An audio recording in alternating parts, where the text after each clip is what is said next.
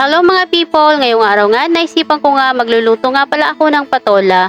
At kahapon nga may nagbebenta ng patola kaya binili ko na rin agad at naisip ko nga medyo matagal na rin kami hindi nakakain ng patola kaya naisipan ko din magluto nito. At umpisahan na nga natin ang ating paggagayat.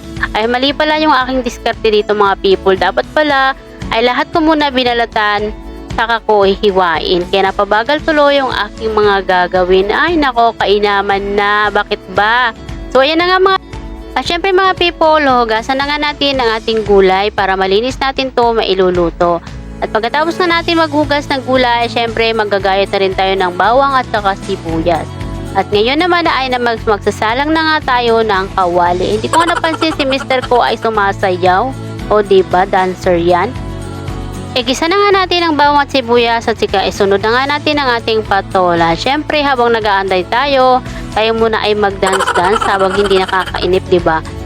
Tinikman na nga natin ang ating iniluluto at syempre ito ay luto na, diba? Ang bilis lang. Syempre pinas forward ko yan. At syempre mga people, ano pa nga namang gagawin? Hindi kumain na tayo. Happy lunchtime!